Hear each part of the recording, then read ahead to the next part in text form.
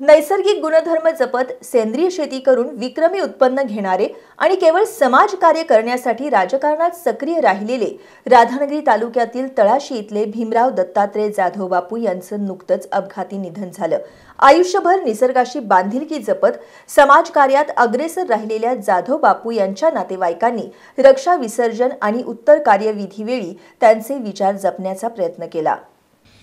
राधानगरी तालुक्यातील तळाशी इथल्या भीमराव जाधव यांनी कष्टाच्या शेतीला ज्ञानाची जोड देऊन कमी प्रतीची जमीन असूनही गांडूळ खतातून जमिनीतील सेंद्रिय कर्ब वाढवत ऊस आणि केळी पिकाचं विक्रमी उत्पादन घेतलं। शेतीमध्ये सेंद्रिय पद्धतीचा वापर करून पाणी गांडूळ खताच्या प्रक्रियेतून ऊसाचं प्रति एकरी 80 टन उत्पादन घेण्याची किमया त्यांनी केली होती। केळी पिकामध्येही त्यांनी विक्रमी उत्पादन घेतलं होतं। केळीच्या एका घडाचं 80 ते 90 किलो इतकं वजन आलं होतं। कमी प्रतीची जमीन असूनही त्यांनी केवळ स्वअनुभवातून शेतीमध्ये विविध प्रयोग केले। याची दखल महाराष्ट्र शासनाच्या कृषी विभागाला घ्यावी लागली। त्यांनी शेतीबरोबरच सामाजिक आणि राजकीय क्षेत्रातही चांगलं काम केलं।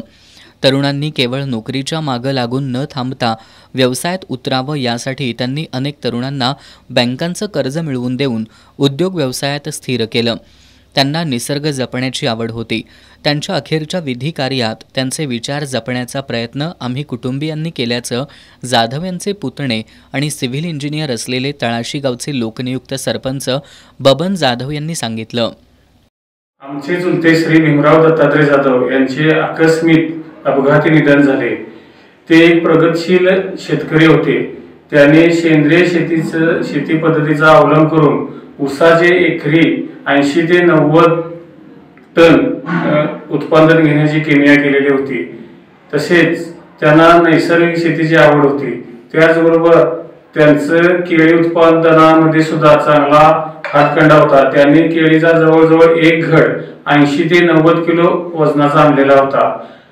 तसेच त्यांना गांडूळ शेतीमध्ये सुद्धा त्यांनी वेगवेगळे प्रयोग करून एक आधुनिक पद्धतीची शेती कशी असावी हे सुद्धा दाखवून दिलेले होते।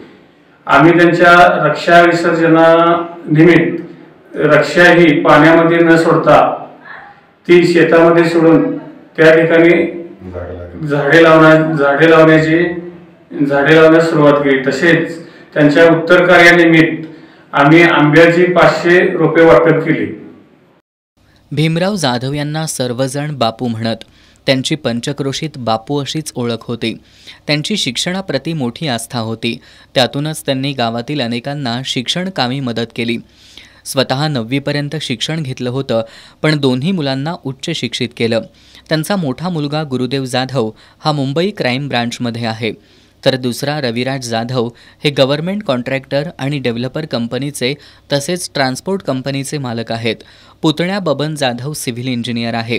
भीमराव जाधव यांनी हयातभर केलेली कामं आणि ते जगलेले विचार जपण्यासाठी कुटुंबियांनी उत्तर कार्यानिमित्त अनावश्यक रूढी प्रथांना फाटा देत पै पाहुणे आणि मित्र आप्तेष्टांना 500वर आंब्यांची रोपं भेट दिली।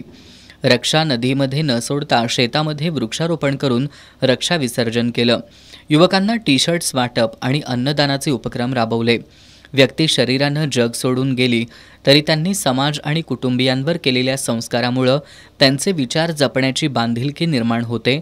यातूनच त्यांना अमरत्व प्राप्त होत असतं हे मात्र खरं।